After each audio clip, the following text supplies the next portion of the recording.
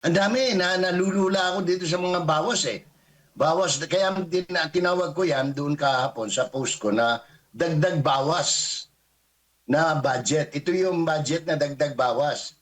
Contrary doon sa pagsisip-sip ni Senator Tito Soto na the cleanest daw na budget. Kasi kung may unprogram yan, merong allocable, eh ano pa rin yan?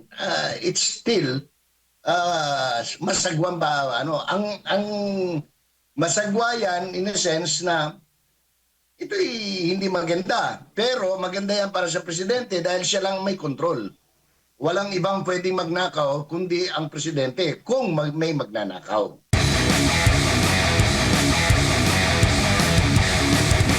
Noong Good morning. 2025 State of the Nation Address ni Pangulong Bongbong Marcos, sinabi niya, and I quote, "Therefore, for the 2026 national budget, I will return any proposed general appropriations bill that is not fully aligned with the national expenditure program." May mga pumalakpak at nag-cheers. At sabi pa niya dito, and further, I am willing to do this even if we end up with a reenacted budget.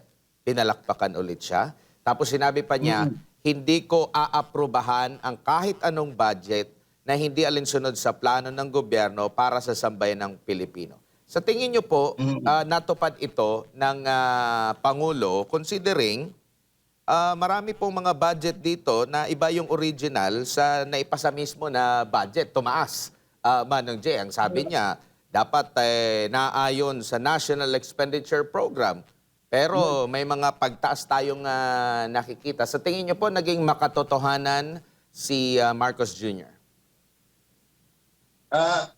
Ewan ko kung sino ko. Siya Padilla ba yung kumanta ng Mambobola? Tararararararan, ganon, di ba? May kantang ganon. Kasi, kung tingnan mo, ang dapat nakaangkla yung GAA doon sa NEP. Ang NEP, National Expenditure Program, yun po ang sinusumiti ng gobyerno sa Kongreso, ng executive sa gobyerno sa Kongreso, para maging gabay nila sa pagpasa ng panukalang gastusin. Apparently, marami hindi nasunod. Tingnan natin, himay-himayin natin, halimbawa sa Department of Tourism, ang sabi ng Department of Tourism, kailangan namin ng 500 million. Pero, ang inaprubahan nila, 1 billion. Nagdoble, no? Binawasan naman sa budget yung foreign assisted project na binanggit ko na kanina, no? Na originally 70 billion ang requirement dyan, naging 17 billion na lang. So, apektado na ngayon yung balinto na ito dun sa speech ng presidente. Ngayon, yung farm to market road, 52.3 billion, ang dami, nalulula ako dito sa mga bawas eh. Bawas, kaya tinawag ko yan doon kahapon sa post ko na dagdag bawas na budget. Ito yung budget na dagdag bawas. Contrary doon sa pagsisip-sip ni Senator Tito Soto na the cleanest daw na budget. Kasi kung may unprogram yan, merong allocable, ano pa rin yan? It's still masagwan ba ang masagwa yan in a sense na ito'y hindi maganda, pero maganda yan para sa presidente dahil siya lang may control. Walang ibang pwedeng magnakaw kundi ang presidente kung may magnanakaw. Opo. Dito naman po sa naging pahayag ng chairman ng APRO or sa finance dyan po sa Senado, si Senator Sherwin Gatchalian, sinabi po niya na meron daw bubuuin sila katuwang ang nasa Kamara na oversight committee. Sa tingin niyo po, mapagkakatiwalaan itong bubuin na oversight committee kung saan ang sinasabi kasing mga involved dito ay mga politiko which is nandyan po sa Kongreso at sila rin yung magtitingin o di kaya mas maigi na magkaroon talaga ng independent, yung lehitimong independent na hindi rin pinili po ng gobyerno para tumingin din po dito, Manong Jay. Alam mo, pag sinabi mong maglalagay ka ng oversight, inaamin mo na may mali doon sa ginawa. Kasi ba't ka maglalagay ng oversight kung kampante ka na maayos yung ginawa? Kasi alam nila from the very start, bago pa man pirmahan ni Bongbong Marcos, yung GAA, may sablay na. O, kasi nga, noong yung, saan ka naman nakakita, hindi naman humingi ng increase, i-increasean mo. Ha? Pagkatapos saan ka nakakita, BICAM, dapat ang nag-uusap, Senado at Kongreso, pagkatapos maniningit yung mga taga-executive. Hindi naman ganun eh. So, talagang may problema. That's why they need an oversight, kunyari, para nang sa ganon, matahimik yung mga, anong tawag nito, nakakakita ng butas o ng mali doon sa ginawang batas. Manong Jay, tumutugma ba yung mga statement ng atin pong national government, lalo na sa Pangulo? Dahil kung maalala natin, yung binuksan yung Bukana Bridge, na-appreciate ng Pangulo, yung effort ng contractor, which is Chinese government din naman, nagbigay, nakita nila yung magandang tulong doon sa malaking proyekto na yon. Hindi lang taga Davao City ang makakinabang dyan, hindi lang taga Davao Region, kundi buong Mindanao na dumadaan po dyan sa Davao City.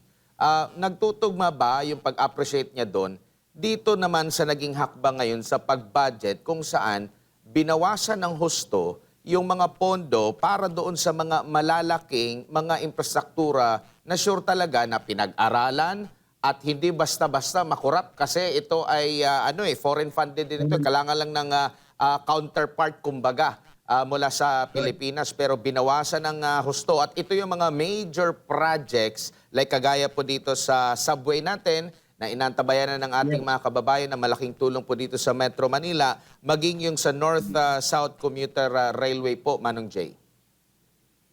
Kinukwenta ko nga yung lahat ng inayos nila eh. May calculator ako dito eh. Kasi nilagay nila doon sa mga gastusin na kaya nilang kontrolin.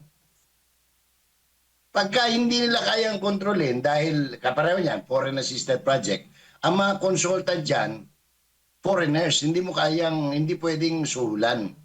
Hindi pwedeng kasapakat o kasabwat. So, saan sila makakakontrol? Ayuda, unprogrammed funds, allocables, farm to market road.